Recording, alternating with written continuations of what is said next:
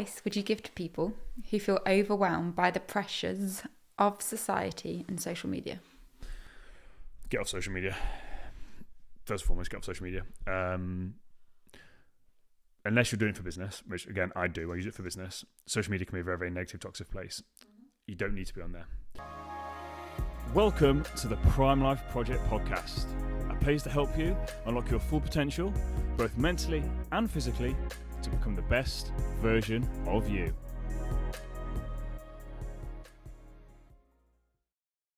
Welcome back to the episode of the Prime Life Project podcast. I'm your host, Daniel James, and today I'm joined once again by Katie. Katie, how are we? I'm good, thank you. How are you? All right, thank you very much. So we've got another Q&A. So because we had so many questions when we put the little box up. So yeah, we got loads. I've managed to filter them down, I think. Amazing. So let's get straight to it. Okay, this one is a bit of like a tongue. Like I need to get it. Yeah, that's the word I'm looking for. How do you balance self-improvement with self-acceptance and self-compassion? That's a great question. So we've got self-improvement, Yeah. self-acceptance, and self-compassion. I think they all come hand in hand, so they're all part of the same thing. So you need to have the self-acceptance and self-compassion for the self-development. Because for me, you've got to have the self-acceptance to accept exactly where you are right now. So when you're going on the journey, the first stage is acceptance. You have to accept where you are right now. Because the very first thing I talk about clients that work with me is the power of awareness. So you need to become aware of things. And once you become aware of things, you have to accept them. So acceptance comes first. And when you're accepting things, you then have to be compassionate with yourself. You have to be compassionate about the things that you've done that you may not be proud of. And the biggest thing is taking responsibility. So when you take acceptance or accepting, like that then ties into, for me, taking responsibility. So you have to take responsibility for where your life is right now. Now, the stuff that's happened to you in your past may not have been your fault, but your life right now, moving forwards, is your responsibility. So you have to take responsibility for the part that you've played in your life being where it is right now, the good, the bad, and the ugly. And yes, things may not have been your fault, but there's still things that you can do, and there's things you can take responsibility for, and that then will lead to you improving. So for me, it's a continual spectrum. And although you said to me them in one order, I think it's actually almost the opposite order. So you have to go for the acceptance. That's the first thing. And then the second one was, the last thing you said on that was self. So then you have compassion. So you have to be compassionate with yourself, not beat yourself up, not be horrible to yourself. Just realise that it's a journey. You didn't know what you didn't know. And then the third one is then the self-improvement. That's how I see that. It's like a continual cycle. And it's realising that it's going to be very, very hard.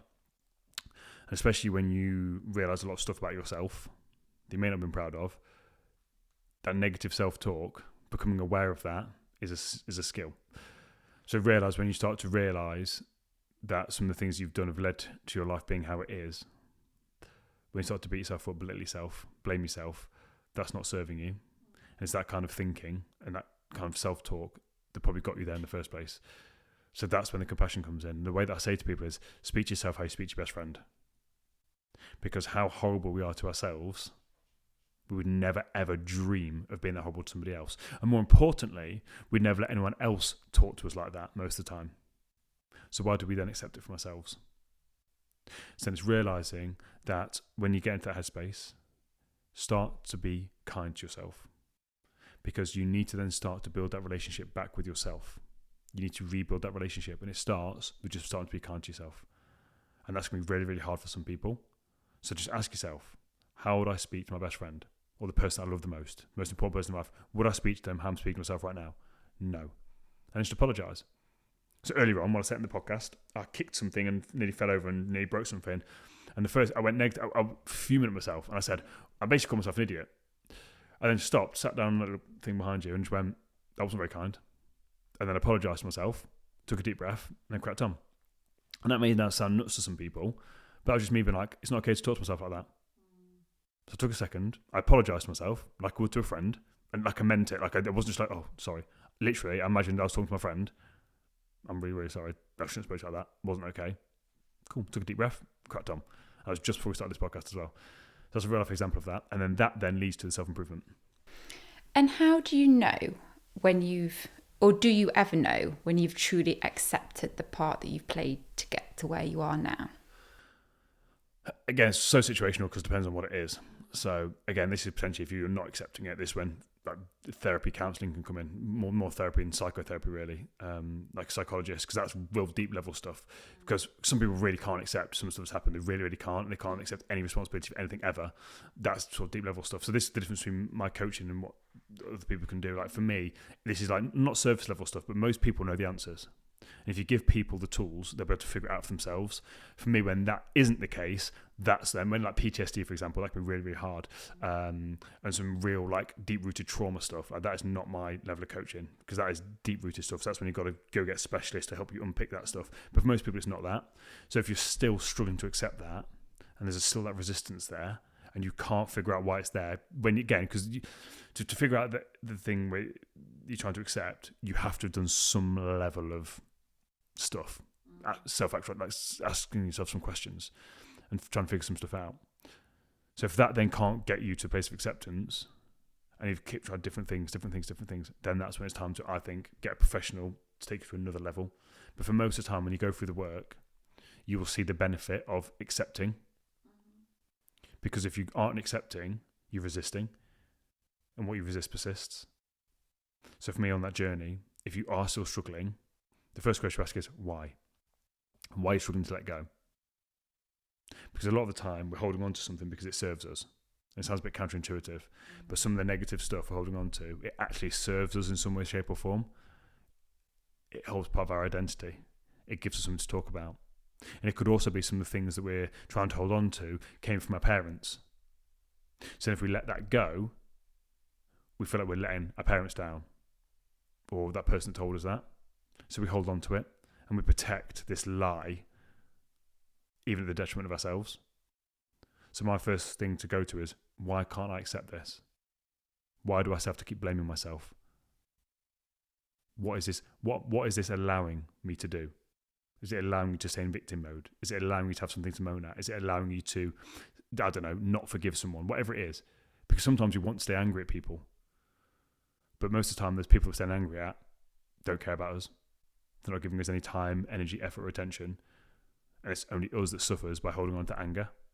So when you're, again, taking that responsibility for yourself, and a bit of forgiveness may come in here as well, we're doing it for ourselves, not for the other person.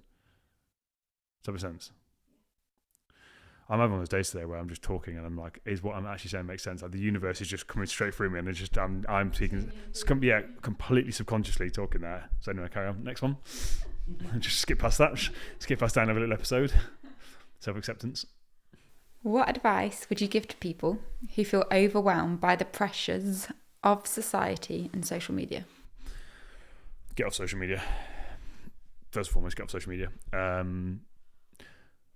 Unless you're doing it for business, which again I do, I use it for business. Social media can be a very, very negative, toxic place. You don't need to be on there. And I think people are afraid of missing out on that FOMO, which is why they stay on social media. But I think now people are starting, especially the younger generations, are starting to realise how toxic social media can be. So they are starting to make a shift away from it. So my advice is, if you are struggling to feel overwhelmed, all that sort of stuff you mentioned there, just take even just 7 days. Come off social media for 7 days. And if you can't, that then tells you that's where the problem lies. Because most of the time we're addicted to the feeling that social media gives us, even if it's a negative feeling. Because it gets into a negative headspace, and then we'll see something positive, and then we latch on to that little dopamine hit, and then we go into that negative spiral again, and then into positive. So we feel comfortable. So we've got that emotional home, emotional set point. So if emotionally our emotional home is negativity, anxiety, self-loathing, hatred, jealousy, whatever it is, and we go on social media and we get that met, it makes us feel at home. But that doesn't mean that's where we want to be. So my thing is becoming aware of the internal monologue you are having when you're on social media. Become aware of the thoughts that you're having. Become aware of how you're feeling. Do you feel anxious, stressed, nervous, jealous? If it's yes to any of these, come off. Or I recommend coming off. First of all, I recommend coming off, because then you get yourself to a neutrality again. And then when you go back on social media, you'll become very heightened to what it is you're feeling. And then as you're going through your feed, whether it's the stories at the top or going down the feed, when you're noticing how you're feeling about certain people, pages and situations, unfollow and mute. Because most of the pages that you're following will probably be celebrities or be people that you really don't actually like, and you're just keeping an eye on them. Why? Why are you doing that? Because it's making you feel rubbish. So unfollow, unfriend, mute them if they are your friend. If there's a friend of yours that keeps posting stuff that triggers you and you want to stay friends with them, just mute them, meaning that their stories and their feeds, the things don't pop up on your feed. But for me, whenever I'm caught on social media now, I'm normally laughing or I'm learning. They've got some other things in there, but the majority, I'm either laughing, it's comedy stuff, or I'm learning. It's educational stuff. And you see me sometimes, I get caught down a rabbit hole, but I'm learning or laughing. I'm not just scrolling on mindless like models or people I know. It's never that. It's always, I've found something, I've gone down a rabbit hole. And what's that rabbit hole? Stuff I'm really interested in. It helps me learn. Yeah. And that's the thing. When you start to pay attention to stuff like that, the algorithm shows you more. Yeah. So if you look at your page, it's full of negativity, toxic stuff that triggers you. That's because that's what you've programmed it to say that you like. Mm-hmm. So reprogram it by removing all that other stuff and start consciously and actively filling it with stuff that you're learning or laughing from. That's my advice on that. So again, you're overwhelmed because you're letting yourself become overwhelmed. So it's time to start taking back control.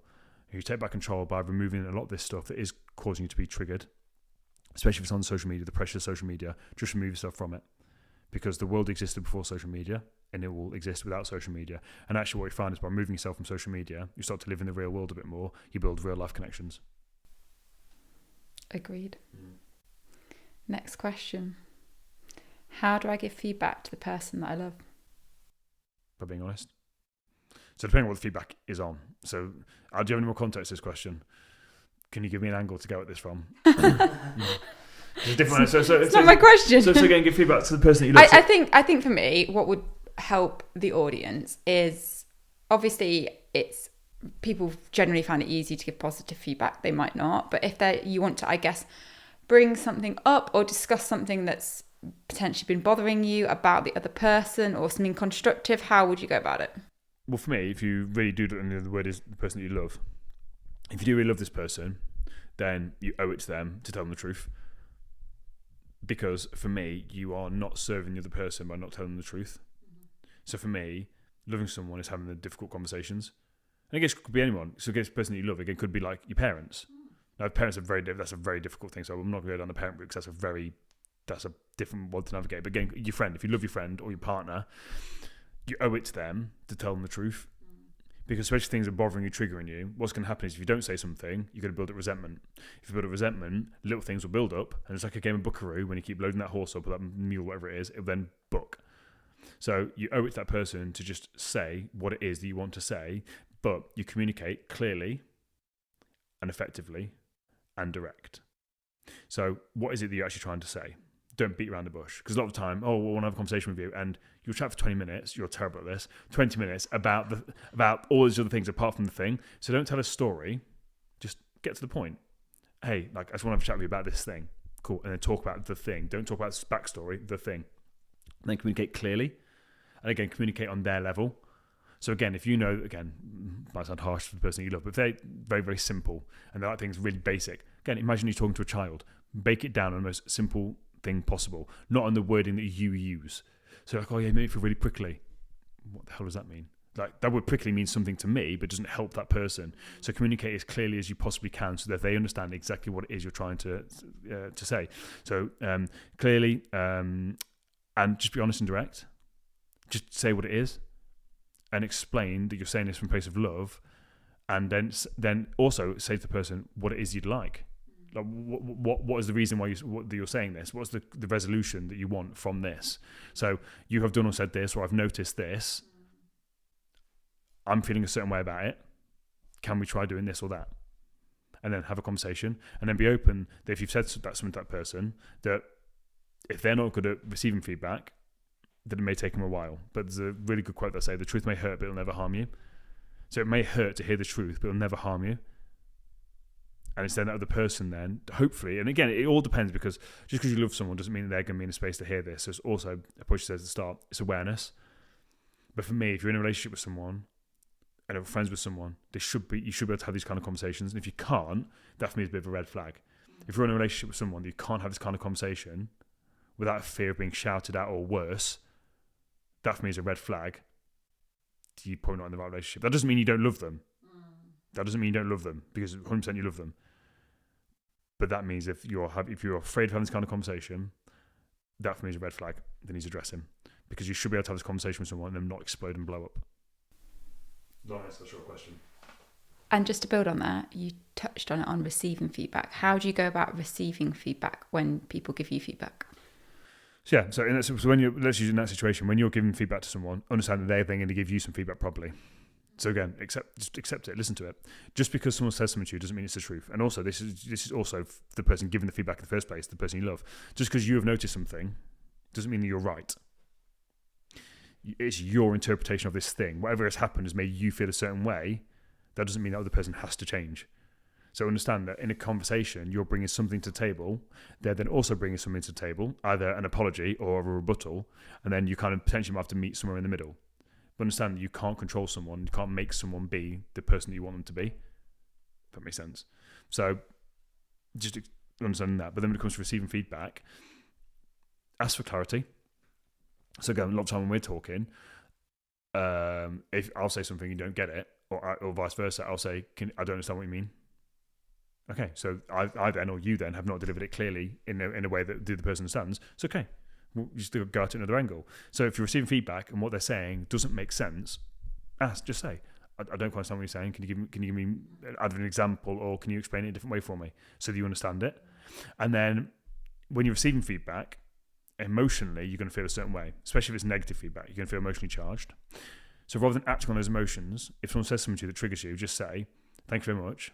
Can I just go away and think about what you just said?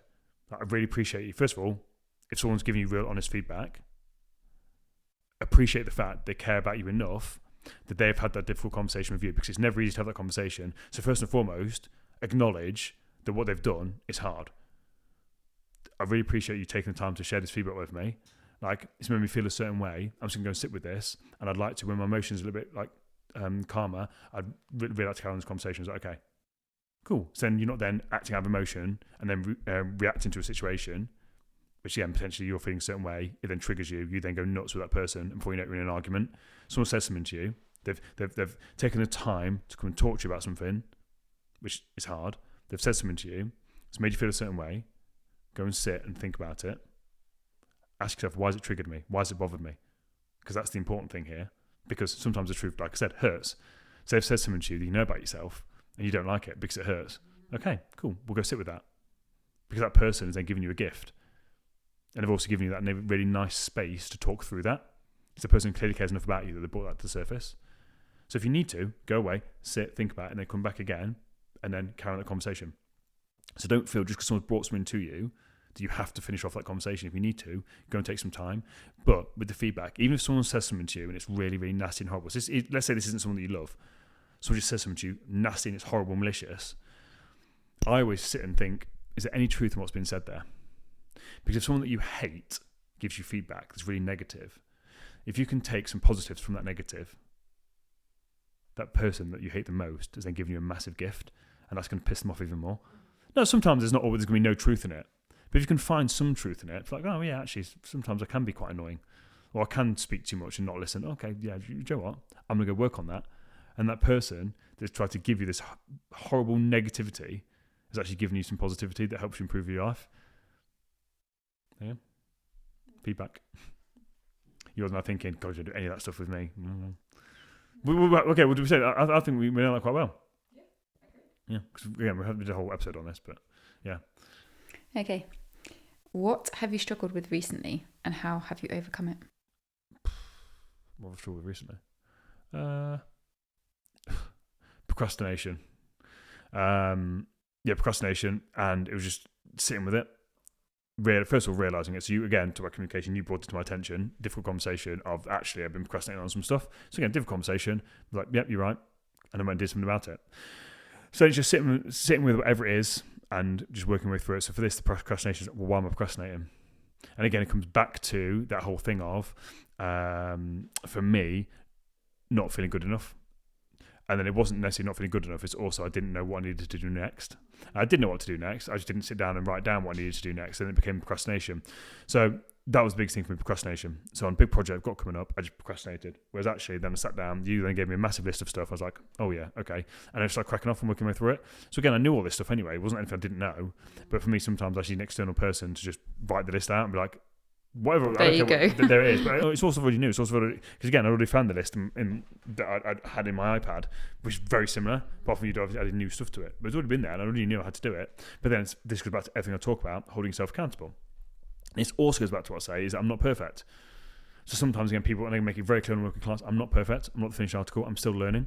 The difference is I'm just a lot further along than most people, which is why I'm again trying to pass out this information to help people. But I still mess up. I still procrastinate. Like, by no means the finished article. I'm constantly learning. So yeah, that was a big thing for me, that procrastination. Cool. Final question. Let's go. What one small thing can I do today to start improving my mindset? Kind of ties into some question we had on the last Q&A. But for me, to improve your mindset, is start to notice that little voice inside your head. Start to become aware of how you're talking to yourself on a daily basis. And if you're not sure, journal. Now, what I mean by journaling is just set a time on your phone, 15-20 minutes, and brain dump. So when you brain dump, what you're doing is getting everything out of your head on paper. And then what you start to do is, as you're writing it out there, you might start to notice some negative self-talk popping up. And then you're left with it on a piece of paper, what's actually gone on inside your head. And you start to sort of sift through it. So for me, the first thing is just figure out what's going on inside your head. Because most time, if you're not feeling good, what was the actual question? What was the word that was used? What one small thing can I do today to start improving my mindset? Yes, the mindset. So to improve the mindset implies that potentially it's not great.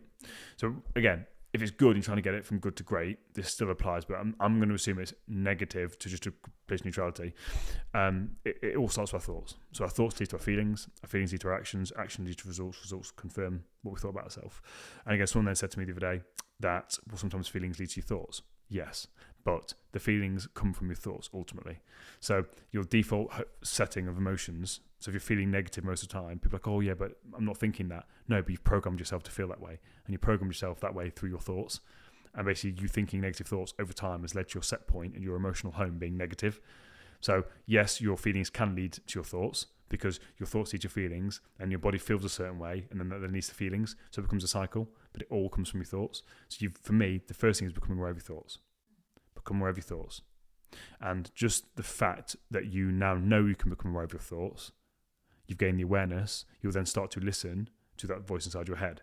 That voice inside your head is not you. It sounds like you, but it is not you. You are the observer.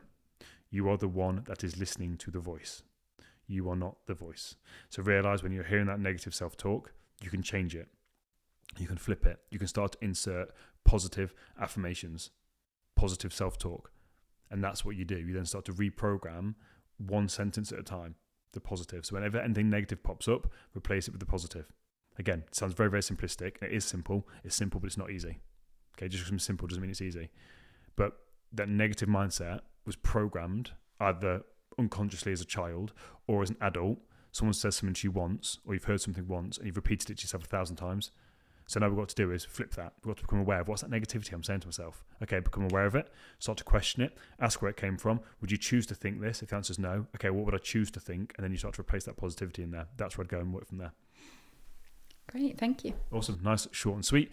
And if you took any value from today's episode, as always, don't forget to like and share with a friend. Until next time, take it easy.